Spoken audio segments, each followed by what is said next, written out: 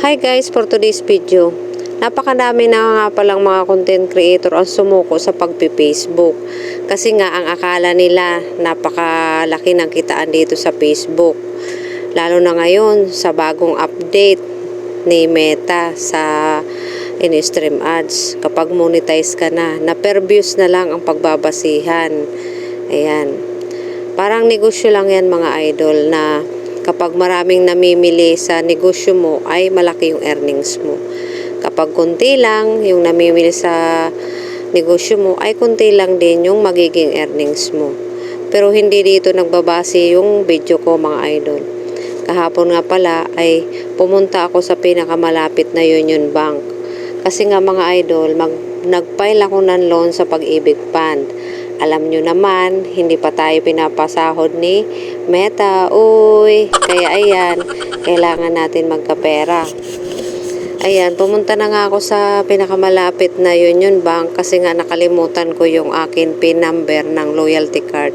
Kasi nga mga idol, doon papasok yung loan natin kapag na-approve na Pag-ibig. Kaya ayun, pagdating ko sa Union Bank, pinapasok na ako ng guard. Ang sabi sa akin ng guard ay mahina daw po yung system. Hindi daw po nagbibigay ng OTP.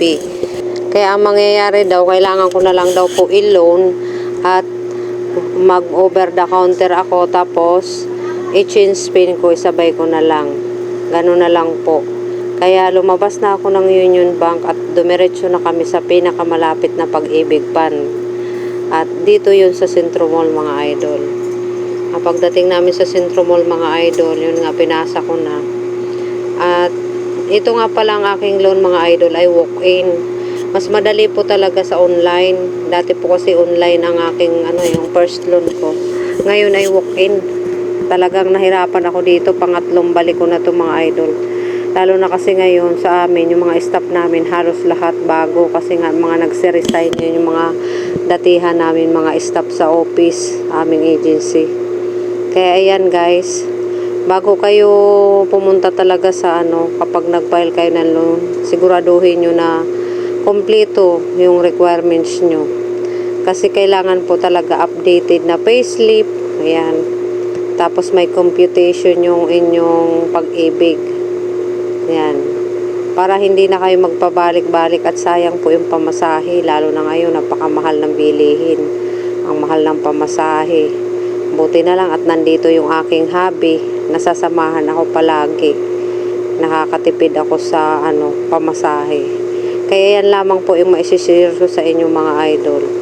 Ayan, kung nagustuhan nyo tong aking video, pakishare na lamang po. And God bless po sa inyo. Lagi po kayo mag-iingat mga idol kung saan man kayo magpunta. Ayan. Thank you for watching guys.